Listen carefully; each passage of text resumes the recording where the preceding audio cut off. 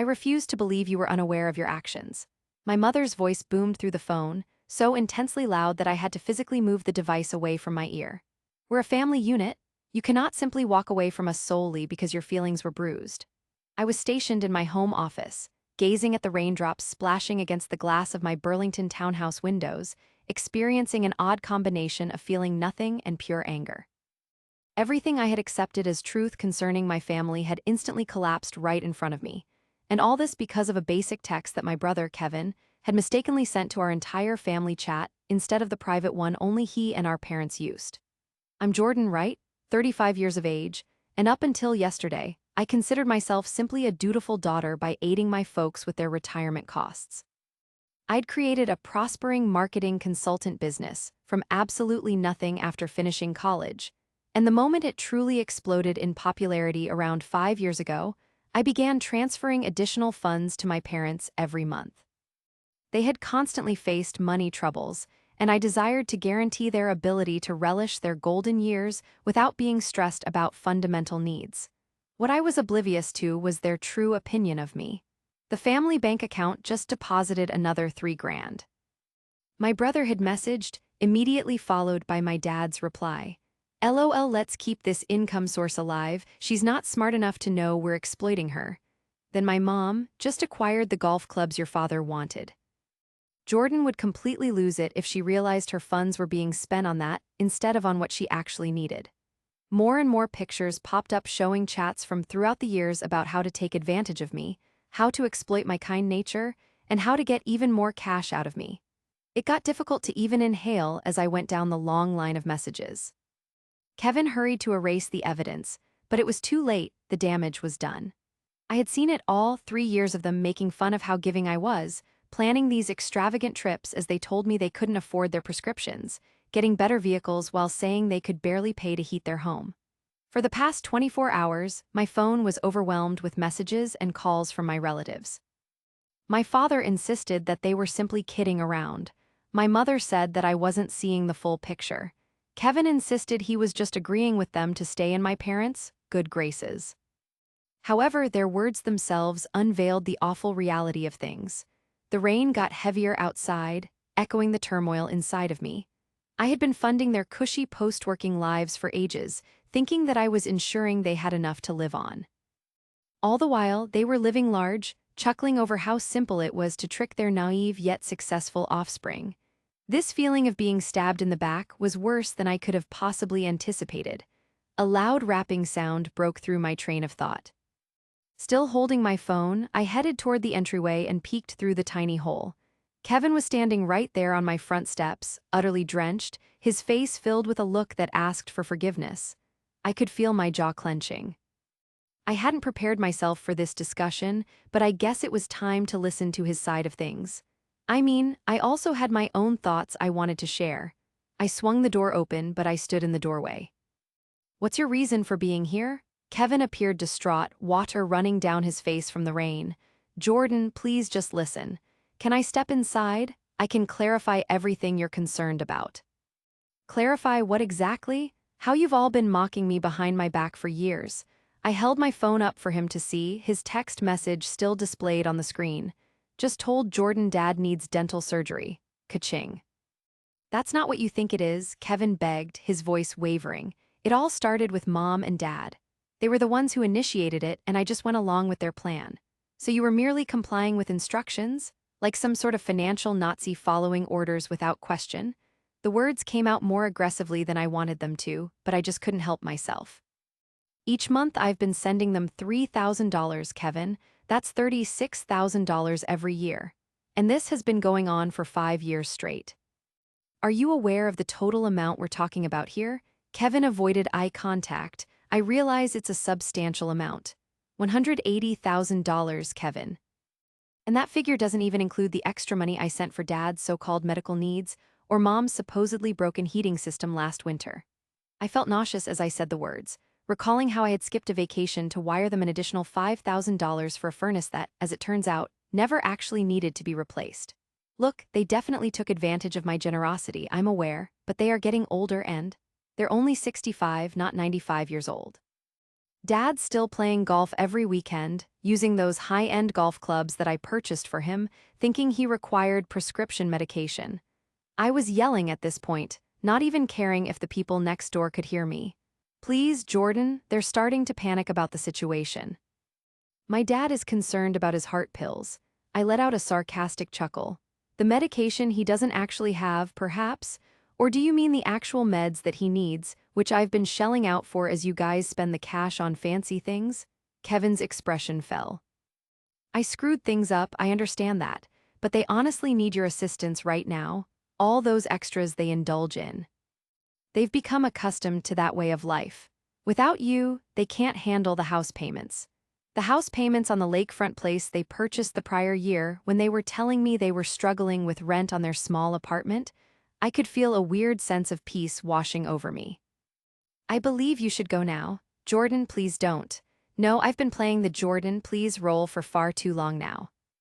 From now on, I'm simply Jordan, and Jordan is all done being taken advantage of. Once Kevin had left, I collapsed on my couch, my whole body shaking. The images from their chat history kept flashing in my thoughts. In one, my father had typed, just informed Jordan that the roof is falling apart. Let's find out how much we can con out of her this time around. My mother had responded with, she's such a pushover when it comes to helping relatives. I nearly feel guilty. Nearly anyway. Then Kevin chimed in, perhaps we should start taking bets on how fast she sends the cash. I'd basically just been a walking bank to them. A well to be emptied, a figure of fun. I took out my laptop and signed into my online banking. Every month for the last 5 years, it was always there. $3,000 wired to my parents' combined account, on top of all the unexpected crises, too. Over time, it added up to another $40,000. There was dental work that was never actually performed. There were car repairs billed for issues that weren't really there. They also sent medical bills for procedures they never underwent. And what was I giving up in my own life? I postponed purchasing a house for myself for 2 years so I could assist them with what they claimed were mortgage difficulties. I was working 60 hours each week just to manage my expenses along with theirs.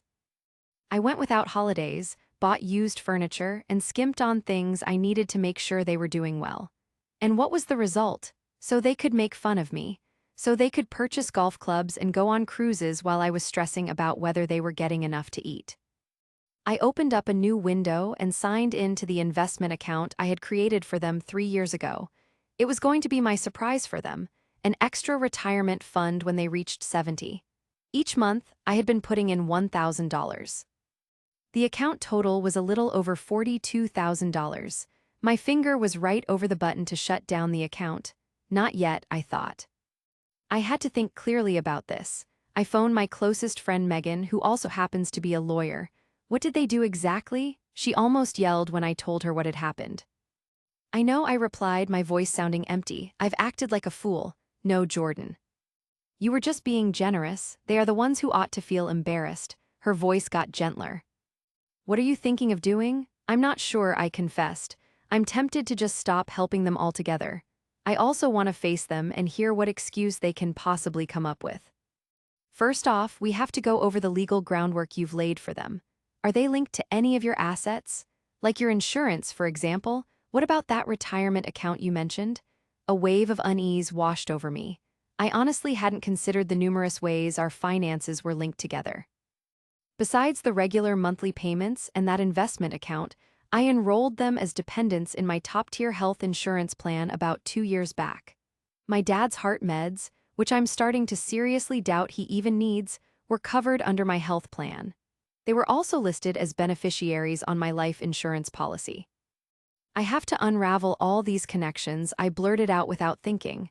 Take it easy, one thing at a time, Megan advised. To start, collect every piece of paperwork related to what you've given them. Gather all the bank statements, texts asking for money, everything. Next, compile a list of every financial link you need to cut. The third thing you'll need to do is decide if you want to talk to them and explain your reasons for doing this. Right as I ended the call, my phone vibrated with a message from my mom. Your father is extremely agitated. His blood pressure has skyrocketed because of the way you're acting. We need to talk right now, the text insisted. Something inside me turned cold. The manipulation was still in full force even now. They still believed I'd cave, that I'd rush to their side the second they brought up a health scare. But that's not happening anymore. I reopened my laptop and started capturing screenshots of each and every one of those monthly payments. So I created a file called Family Financial Support, 5 years, and I started knotting each payment, every so-called crisis, every single thing I'd given up. Once I was done, the file stretched to a dozen pages, and the reality was something I couldn't avoid. I was more than just upset, I was completely finished with it. The following day, I woke up with a sense of focus I hadn't experienced in ages. All of a sudden, I knew exactly what I had to do. I called into my job before I could start second-guessing myself and told my assistant I needed to take a day off for personal matters. This was something that demanded my complete focus. I picked up the phone when it buzzed about 20 minutes later, saying my name. Samuel from Vermont Community Bank here, calling you back about closing an investment account, Ms. Wright. I appreciate you getting in touch so quickly. I took a long, deliberate breath. I'd like to close the extra retirement fund I established for Robert and Patricia Wright. I understand. Can I ask if there's something wrong with the fund? There's nothing wrong with the fund itself, I responded. The problem lies with the people who were supposed to benefit from it. After verifying who I was and that I had the authority to do this, Samuel explained the steps to me. Because I was the only one who controlled the fund, it was meant as a present, and I had the option of closing it without my parents ever finding out or agreeing to it. That $42,680 should be returned to my main account in about 3 business days. Oh, but hold on, there is something else I need, Ms. Wright. Yep, there is something else. I want to stop all those automatic transfers to Robert and Patricia Wright's shared account. I believe those are at $3,000 each month, is that right? Right, my voice remains steady. I need them halted now. That's the first thing taken care of. After that, I got on the phone with my health insurance company. This one proved to be a bit harder. Altering dependents in the middle of the year demanded a qualifying life change, and finding out your parents have been ripping you off wasn't among the listed reasons. However, after laying out everything to a helpful person named Miguel, he came up with an answer. Given that they live at a separate address and you are no longer providing them with more than half of their monetary assistance, we can treat this as an adjustment to their dependent status, he clarified. They'll be notified that they are no longer covered under your plan at the close of the month, which gives them a month to find other insurance. That's exactly what I wanted to hear, I replied. I appreciate your understanding. I know family situations can get messy, Miguel responded sympathetically. I understand completely. That's number 2 taken care of. Changing the life insurance was the simplest. Changing a basic online form allowed me to take my parents off the beneficiary list and instead put a children's charity in their place. By midday, I had meticulously cut off virtually every tie to my family financially, with the exception of one thing, the student loan belonging to my brother Kevin, which I had been covering for the last 3 years. There were still 2 more years of payments remaining, each one costing $580. That particular item made me hesitate. Even though Kevin was involved in the deceit, he also appeared to feel real regret. Was our parents putting pressure on him, or was he only feeling bad because he was found out? A text arrived on my phone from Kevin. My folks are completely losing it, he wrote. Dad claims they wouldn't let him refill his prescription at the drugstore. What's going on? That pretty much confirmed my suspicions. There wasn't a single sign of him being sorry or understanding, just added pressure to make the money start flowing again. I texted back, I'm no longer responsible for what happens to them. Almost instantly, my phone started ringing. It was Kevin calling. I decided to let it go to voicemail. Instead of answering, I brought up my email and drafted a professional-sounding letter to my parents and attached the 12-page paper I had put together the previous night. I kept the title straightforward, Financial Support Given 2018 through 2023. The email said, Robert and Patricia, please find attached a thorough record of all the financial assistance I've given you both over the last 5 years, adding up to $221,865. This encompasses regular monthly payments, funds for emergencies, healthcare costs, and that retirement savings account I set up just for you. All right, here's the rewritten text. Starting now, I've canceled all those automatic payments I had set up. As of May 31st, I've taken you off my health insurance plan and that retirement fund? Gone, closed down. I've got proof of your lies in the form of your own messages, and they show me exactly how you played me, how you tricked me, all while laughing at my kindness. If you reach out to me, it better be to pay back the money you stole from me using deception. Jordan Wright. I glanced it over a second time, attached the file, and clicked send. Done with step 3. After that, I blocked their numbers from my phone, unfriended and unfollowed them on all my social media accounts, and just slumped back in my chair, feeling drained but also like a huge weight had been lifted. For what felt like the first time in ages, I had complete control over my finances. I actually enjoyed 3 glorious days of peace and quiet before they figured out a way to get around my blocked signals. The doorbell went off at 8:30 at night while I was going over some proposals for clients. When I looked through the peephole, I saw my mom, dad, and Kevin out there on my doorstep, and their faces were a weird combination of fury and fear. I kept the door shut. Instead, I picked up the phone and called Megan. "They're here at my place," I murmured, like they could somehow hear me through the walls. "Don't even think about letting them in," she told me, her voice firm. "If they don't go away, call the cops for trespassing." That sounds like a lot. Believe me, Jordan, it's going to be way harder to get them to leave once they're inside, both physically and emotionally. The bell rang once more, and then came the sound of them banging on the door. "Jordan," my dad yelled out, "we know you're in there. You can't just shut us out like this without even a conversation." I texted Kevin earlier, "I really don't have anything to say to them. Either go now or I'm going to call the cops." I peeked through the door's little window and saw Kevin look at his phone, share the screen with my parents, and then launch into what seemed like an angry argument. My mom looked like she was crying, and the color in my dad's face was turning a really worrying shade of red. They finally took off, but not before my dad yelled, "You'll be sorry for this, Jordan." "We're your family, after all. You can't just ditch us," he said. The hypocrisy of his choice of words wasn't something I missed. It had been years since they'd bothered acting like they cared about me, and they only seemed to look at me as someone they could take advantage of. The following morning, the emails began to arrive. My mother launched into a long message designed to make me feel guilty about my father's health getting worse because he couldn't afford his medication. Dad fired off a short message ordering me to cut out this nonsense right now.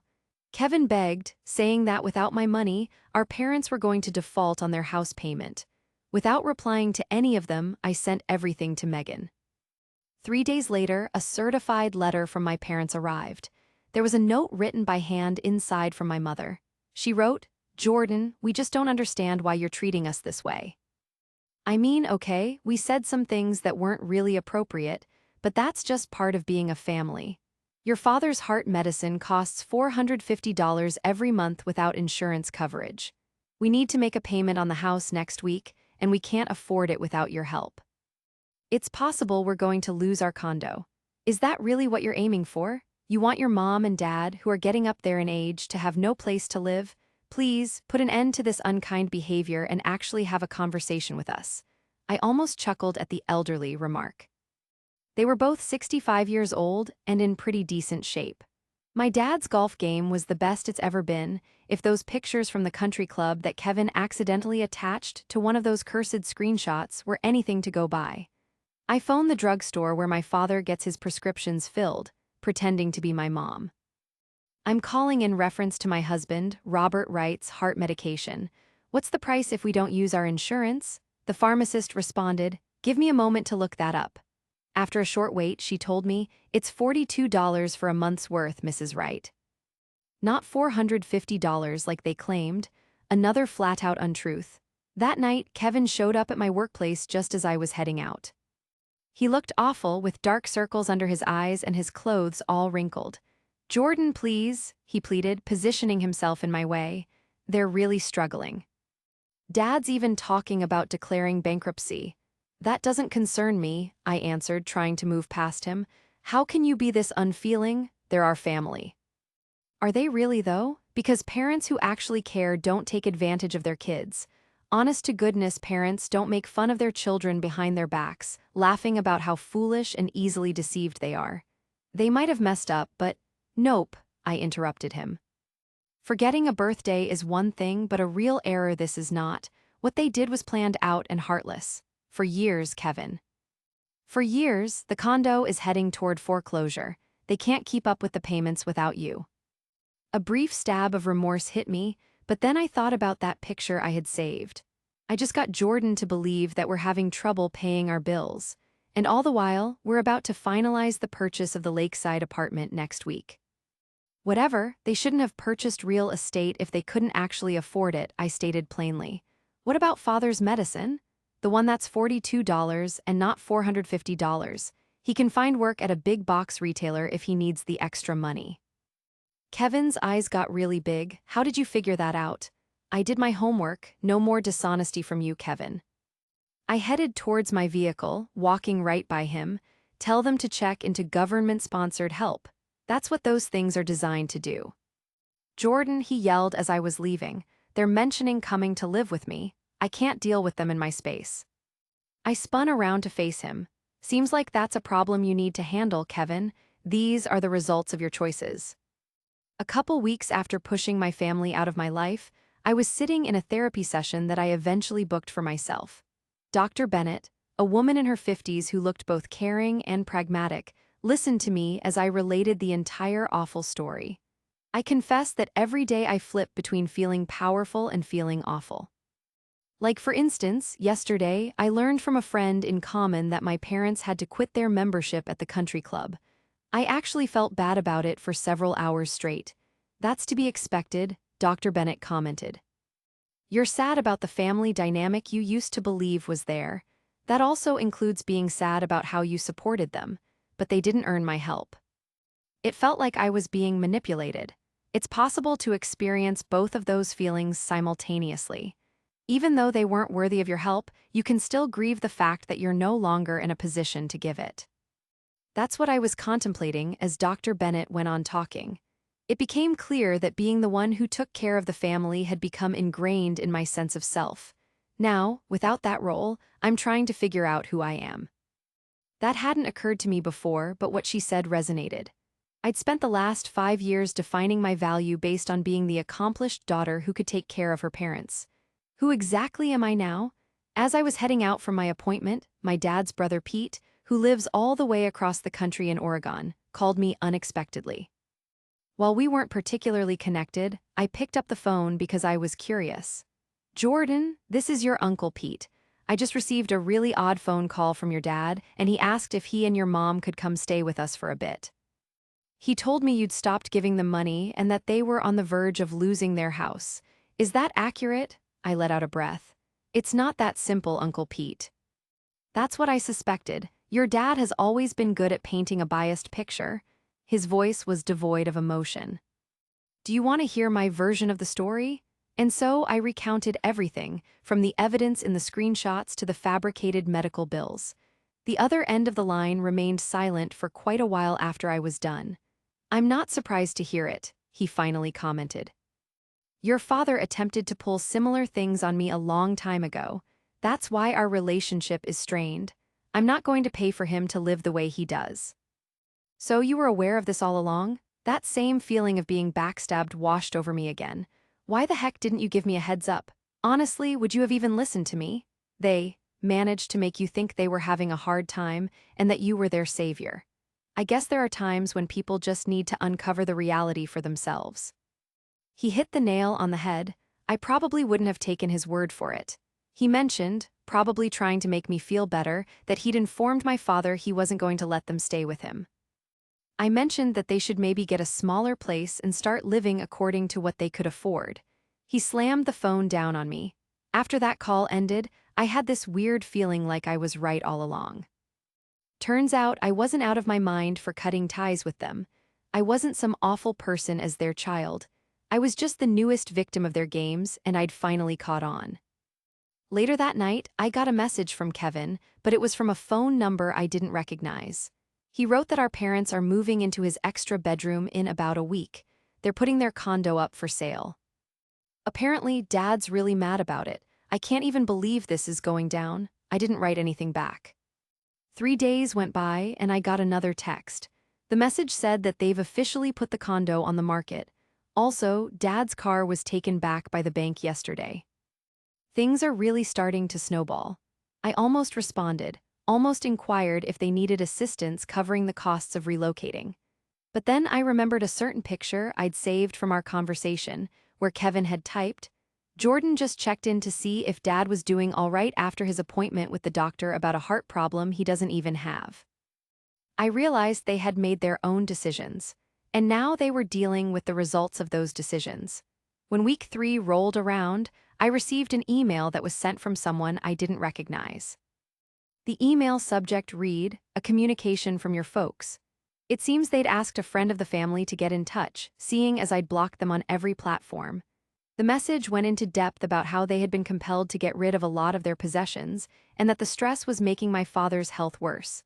They also had to apply for food assistance, which my father, being the proud man he is, thought was shameful. The email ended with the idea that they simply wanted an opportunity to speak with me so they could explain things and say they were sorry. I gave it maybe 5 seconds of thought before deleting it. In their minds, an apology would just be anything they thought could get the cash flowing again. I wasn't going to be played anymore or act as their personal bank. For the first time in what felt like forever, I was putting my money towards my own future, not their fabricated crises. The feeling of guilt was disappearing, and something I didn't expect was taking its place. That feeling was liberation. Half a year after I'd ended all communication with them, I got back from a work trip and found my parents sitting right there on my front steps. It was clear my father had slimmed down, and the highlights my mother kept up so well were grown out, showing her natural gray hair. They were both dressed in clothes I didn't recognize, looking cheaper than what they usually wore. My first reaction was to just turn around and leave. Yet, Dr. Bennett and I had talked about this scenario in therapy. I felt more resilient at that moment and felt I could confront them without being manipulated. I pulled into the driveway and moved towards them carefully, my heart racing. "What brings you here?" My mom's voice broke as she said my name. "All we want is a conversation, please." Dad chimed in, saying that we've figured out what we did wrong. These last few months have been absolutely awful. I used my key to open the door. "Okay, you've got 5 minutes," I told them.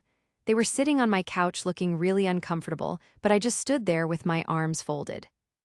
Mom started talking, saying that she was sorry. "We should have never used your kindness like that," she said. My father showed his agreement with a nod. "We've lost everything, the apartment, the car, all our money. We had to go live with Kevin and his place is just tiny. Your mom has to sleep on a fold-out bed." "The club kicked us out," Mom told me. "None of our old buddies there, they don't even bother calling anymore. And without your insurance, my medicine costs have been outrageous," Dad kept going. "Medicare doesn't pay for everything. As they told me all the stuff they had lost, I was just waiting for a real apology to come, but it just wasn't happening. There wasn't any, 'We're sorry we made you feel bad,' or 'We shouldn't have made fun of you.' Just a list of all their problems and the feeling that I was the one who caused them. Is that all you've got to say?" I asked after they finally stopped talking. "We want to fix things," Mom told me. "We've had a really rough time, Jordan. We now realize our error." "And what lesson is that?" I asked. They looked at each other for a second. "That we shouldn't have assumed you'd always be there for us," my father finally answered. What that really meant was, they should have been more careful so they didn't get caught. "No," I replied quietly, "you still don't get it." "What are you talking about?" Mom questioned, her voice getting a little louder. "We traveled all this distance to say we were sorry. Or, maybe you traveled all this distance to describe the hardship you've endured without my financial support. You haven't ever recognized the impact your disloyalty had on me." My father spoke up, insisting that we had said we were sorry. "Perhaps you're sorry you were found out," I thought. "You're not sorry for the actual thing you did." I inhaled deeply, composing myself. Over the last half year, I've spent a considerable amount of time contemplating the nature of a thriving family. What we have here doesn't resemble that in any way. It's certainly not treating your own offspring like a source of income and then ridiculing them behind their back. My mother's expression became stern. "So you're determined to continue holding this against us? All because of a few jokes we made? This isn't about punishing you. This is about me shielding myself from individuals who have proven they aren't prioritizing my well-being." My father replied, "We're your parents," as if that explained away their actions. And I was your daughter, not your own personal source of money. I went toward the entrance and opened the door. I sincerely hope things go well for you. I hope you manage to discover a way to live comfortably within your budget. But I can't continue being involved in your lives.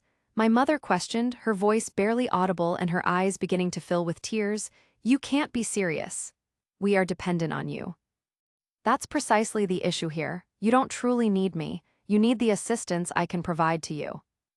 There's a significant distinction between the two. My father rose to his feet, his remorse changing to anger. He exclaimed, "Is that final, after everything we've sacrificed for you? Dad, what exactly have you done for me? Besides constantly taking and never giving back." He remained silent with nothing to say. As they were leaving, my mother glanced back. "You'll be sorry for this decision, Jordan. Ultimately, family is all that you truly possess." I gave my head a shake. "Nah, Mom, family should be the folks who love you no matter what. I've created that kind of family with my buddies. What you were offering was simply a deal." I shut the door and rested against it, hearing their footsteps fade as they walked away. I thought I might feel bad or sad, but instead, a huge wave of calm washed over me. The bank was officially out of business, and for the first time since I became an adult, I was genuinely unburdened.